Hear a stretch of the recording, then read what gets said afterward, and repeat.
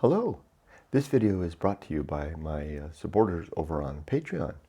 Minasan, hontou ni arigatou gozaimasu. My name is Kurt Bell, and this is my Good Life Meditation, an exercise I do each and every morning, a little bit after waking up. It's now 4:48 a.m. I do this to remember my life objectives and principles, those which are outlined in my book, Going Alone. And you can get a copy at the link. And if you don't see a link, you'll find one down in the description. I also use this time to remember remember yesterday, to think about yesterday and how I did with the various challenges and opportunities that I met, and also to plan for the coming day. And lastly, to ready myself for death. Let's begin. But as I always do, let's start with a poem. And I got a doozy for you this morning. Reading from Edward Thomas. How do I know it's a doozy? Because I already read it. Well, I was drinking my coffee and I was reading the poem. I always do that. I drink the coffee and then I read and I study the poem that I want to read, and then I know which vocabulary to share, and then I'm prepared to read it. Otherwise, I don't know what I'm doing. So there's a 1, 2, 3 items of vocabulary here that I want to go over with you. One is gills. I don't know quite how to pronounce it. Hylls. It's a steep-sided ravine surrounding a small stream in the woods. So imagine like the steep sides that the stream cuts along the way. That's a gills. The next one is the hollies, which is a holly plant. Hollies. Another one is charcoal burners. This is something actually new from previous reading. It's in the time when, the 19th, early 20th, 19th, 18th century, maybe even before, charcoal burners were referred to as people that were reflective of the deep woods or wilderness even. They were, because the way that charcoal burners, they were literally people who made charcoal, and the way that they made their living was they would have to be way out in the woods to have access to the woods that they could then use their process to turn into charcoal. So typically men, the charcoal burners, and sometimes their families would live alone way out in the woods. So kind of has if you think of a charcoal burner in a poetic sense, you think of people living in secluded, kind of a especially if they're men alone, idyllic fashion, almost like hermits, right? And I have some experience with this because when I was in Japan and wandering around the mountains there, periodically, I can say in more than a decade of traveling, maybe 3 times, I have encountered charcoal burners,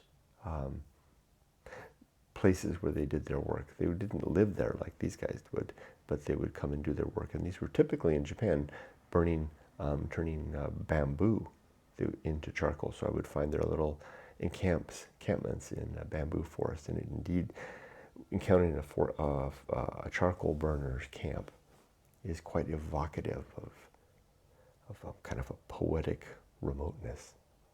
Let's read, and this is a doozy of a poem, just give you a heads up.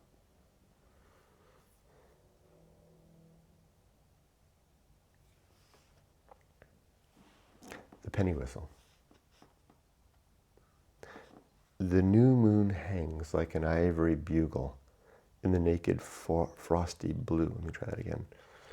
The new moon hangs in an ivory bugle.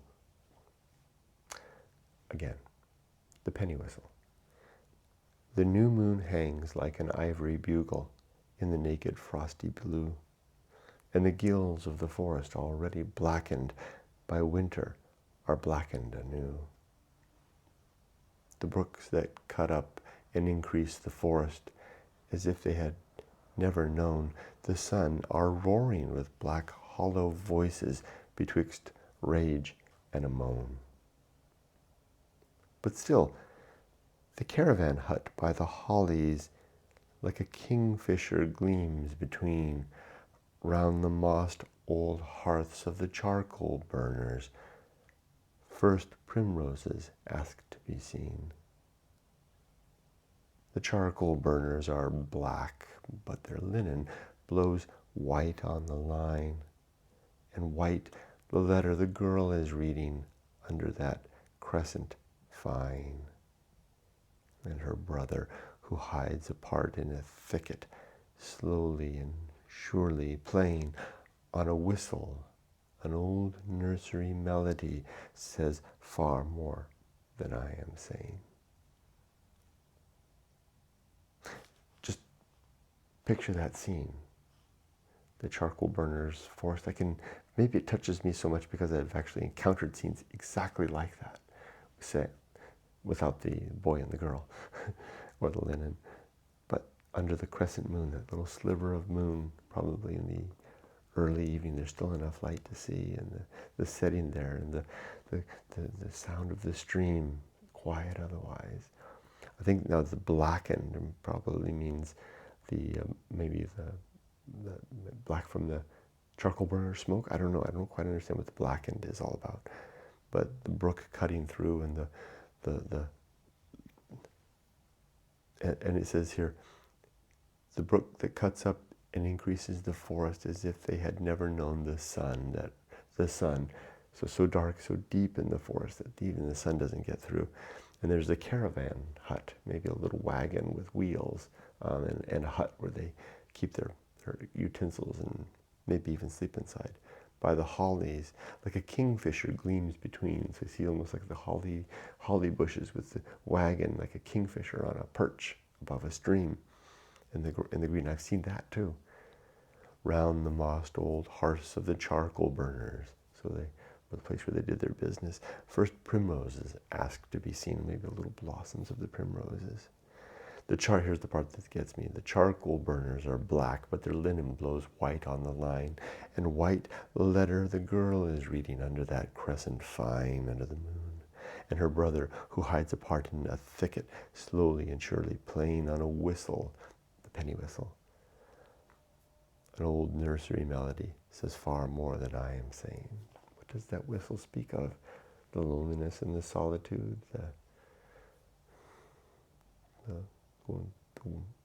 want to say the waste and ignorance of growing up outside of this range of the school. I don't know. Speaks volumes for us to impart upon it. Let's do the good life. First, last night and yesterday. Yesterday was an interesting day. Another pretty good day of work. Not as good as some of the past days. I'm in a little bit of a confused bit right now. Not so sure where I stand in terms of my projects. I'm waiting to be told what my percentages are. Also, a little bit of a tricky bit now with my new project. As a project manager, we define the line and then hold the line. And I tell the teams that I work with, you might like it when I define the line, but you might not like me so much when I hold the line. And I first counted the first bit of that yesterday. I'm going to address that today. And I mulled over it a lot yesterday, more than I probably should have. Talking with my wife about it in the evening during our dog walking, Miko told me, she said, Kurt, if you're popular, if people like you, then you're not doing your job very well. She said it better than that in her second language of all things. I can't even paraphrase back what she said in quite the words, and she made me laugh out loud. I said, yes, you're right. And I actually shared that with a project manager friend of mine from an old project past at a vendor. I texted him and said, isn't this clever that Yumiko said? She's right.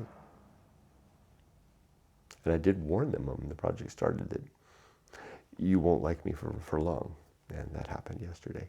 Now today, the way I'm going to address that is today is my Friday on, and I use Fridays as my status Fridays, status report Fridays. So what I'm going to do today is, this is the first status report for the project. So I will write a good status report as an initial one, and I'll lay out where we are, and I'll lay out the fact that now that we've defined the scope for the project, 27 items of scope, 27 items of scope, and 7 initial risks that we need to address, that my focus now will be to flesh out the details for those 27 items of scope. We're doing things a little bit backwards. We should have done that from the beginning more than a year ago. If they had invited me to this project a year and a half ago, I would have started from that point then. But we're doing a little backwards. But I would have said, I'm going to say, and if you come with me with a 28th item of scope, my answer will be, no, you don't get that. And if you insist, then you're the boss. Then I'll let you put that in, but then I'll have to execute a change order. And that change order has consequences either in schedule, time, or quality. Pick one, pick two. You can't have three. That's how I'll handle this.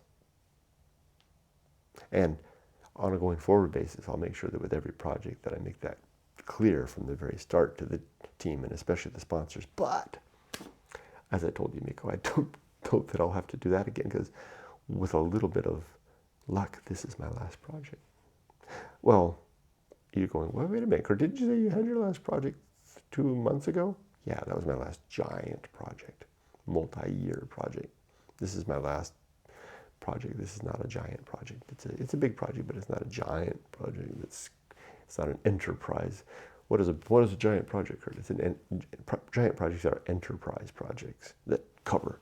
I work for a county, and we have 45 agencies in the county. It's the 7th largest county in the United States. So a giant project is one that spans all the county, all 45 agencies. Oh, what was it? 35,000 employees, something like that. And millions and millions of residents. That's an enterprise project. If I'm doing a project just for a single agency, big as it may be, that's not the same by any means. So my last enterprise level project was complete 2 months ago, maybe a month and a half. So anyway, that was the big thing. I'm dwelling a long time on that because that really hit me yesterday. And I knew it was coming. I told myself earlier in the week, I said, Kurt, things are going really well with this new project, because I'm introducing order and reason where it's been kind of a free-for-all. And people tend to like that until I start telling them no. And it was only last Monday that we locked in the scope. So I knew that the no was coming, and it happened yesterday. So I'll get that in order. And I'll have to remind myself not to be overly wordy. Don't defend that position, Kurt. Don't go on and on and on. When people come with that 28th item of scope, I say, I have to, what, oh, you want that? Let's take a look at the list. Mm-hmm. I'm sorry, that's not on our list of 27 items.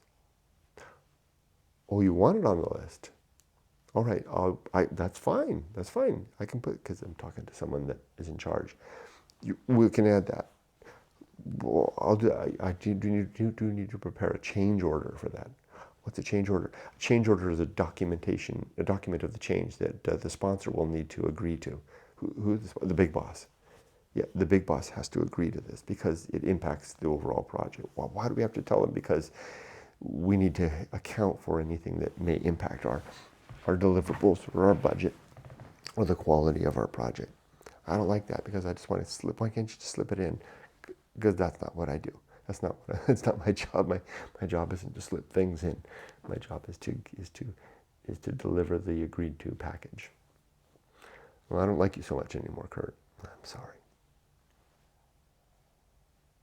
Been there, done that, lots of times. Otherwise, yesterday it was a normal day for the most part, and I'm hoping that by Monday I can straighten up the percentage. Next Monday, the percentage of operations on it. Well, because that's not my only project. I've got a couple of other projects. We'll see. Let's do the good life. 8 objectives. To be always ready to die. To make good and effective use of my time. To develop and maintain good and sound life principles. To cultivate good emotional reactions. To perform good actions. To recognize my true limits and true opportunities. To do just one thing at a time and do that thing slowly and deliberately, carefully. And to maintain my balance, my equanimity, my self-control. as much as possible. Now, for my 35 principles. And I'm looking to weave a new idea in. I've got the wabi-sabi thing that I'm doing now. I'm preparing for Japan. In Japan, when I was as a YouTuber, the brands, I had like 7 brands that I had developed, maybe more. 3 big ones, the ones that resonated most with my viewers, and I enjoyed the most were, of course, walking in Japan was number 1, which is just my experience of Japan. It was the whole main theme of what I was doing as softypapa. A band in Japan, which is what I would do, a specialty thing up in the mountains, particularly in the mountains, looking for abandoned places and respectfully, without trespassing, documenting those. And then Real Japan Monsters was my documentation of Japanese animals, particularly insects and spiders. There's others too, and I may tinker with those. I can, each one of these things, there's, is like a slot. I can make a video when I get back to Japan. I can make a video, and if that's an abandoned Japan, and slot it into the playlist for the abandoned Japan, most recent abandoned Japan playlist on the main channel. I'm not going to put it on the separate channels anymore. Everything goes on one channel.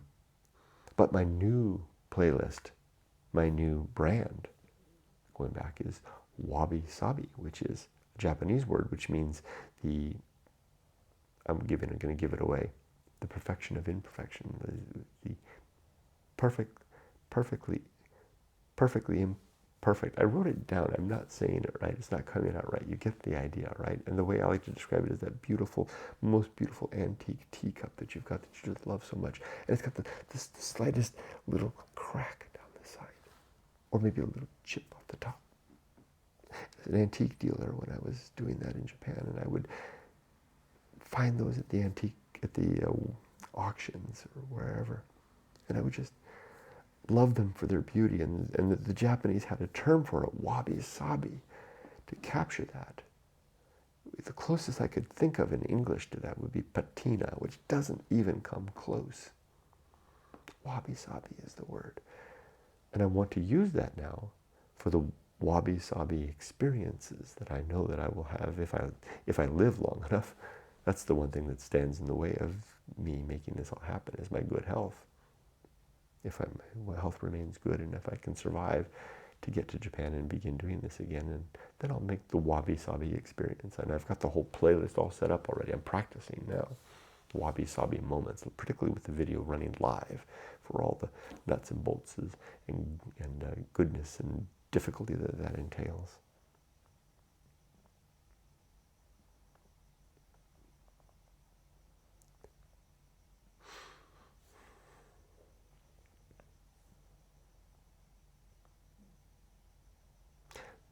So, wabi-sabi is entailed in that 2 words, perfectly imperfect. So what I want to do is find a way to fold it into the 35 principles that I'm about to recite, which are part of the Good Life Creed from my book, or maybe into one of those aforementioned 8 objectives. It's one of the things I'm going to work on this weekend. Find a way to fold it in. If I can fold in wabi-sabi into the going alone, which maybe I shouldn't do, maybe because it came too late. Going alone's mission, mandate, and message predate wabi-sabi. Maybe it's too much. Maybe I shouldn't do it. Maybe it needs a book of its own. Think about it. That's why I was this long, pregnant pause just a moment ago. Where does this concept belong? Maybe it just belongs in my mind. Maybe I just take it with me to Japan and live it for a while before I figure out where it goes. Anyway, let's do the 35 principles, that is. War, reason, homunculus, anchor hold, home of good and evil, purpose, atomic principle, principle of nature, the pirate ride, maturity, wisdom and fortitude, maturity, social principle, principle of family, public speaking, temperance. Life will not go well. The horror show, the feast of offal, distraction, agency and the great indifference, the best seat in the house. The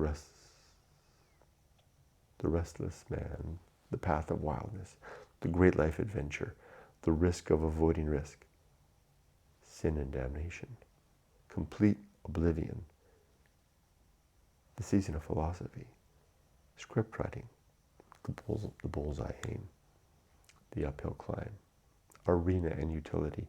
Nothing is enough. The principle of fun and being ready. I think I got them all. Stumbled a couple of times, like hitting tree roots on a trail. Okay, let's finish. Am I ready for death? Are my affairs in order? Yes. Are my relationships sound? Yes. I did call my mom. We had the conversation the best conversation that I could hope to get out of it. I was clearly nervous. She clearly didn't want to talk to me. That's the best I can do. And I made sure she understood that I'm here if she needs me, to reach out to me anytime. And is my life's work complete? Sure is. My daughter's grown. My book is done. And I've just got 9 more, or is it 10 more? August, September. 10 more. I got the renewal form yesterday for her, the place that she lived for the next school year, to renew her apartment, to renew the lease. And I was like, I don't need to do that. She's graduating. I got 10 more lease rent payments on that. And then I'll have her done. And she'll be all done with school. And wow, getting close. Yeah. So I guess I should say that my life's work isn't fully complete. Because if I died right now, Emily would have to get a student loan to get through the last year of her school, because she's relying on us to pay all of her expenses as she goes. And if I died and wasn't making an income, Yumiko would begin to get my retirement pension right away, but that wouldn't be enough to cover Emily's school. So, but on the other hand, I mean, it's like, what can I be counted on to do what I do after I'm dead? I mean, sure, I could have saved. I mean, I blow it all the time with money. I didn't save enough money for her college. I should have put more aside when she was little. I did put money aside when she was little, but it wasn't enough. It ran out after 2 years. That's why we have to kind of pay as we go now, right, to get her through. So yeah, so I guess, is my life's work complete? Yeah, it's complete. I did the best I could. And I'm continuing to work hard to get her through the end now, right? So yeah, I'm ready to die without a single backwards glance. So I'll finish there. I wish you all the best. Be safe, but not too safe. Take care.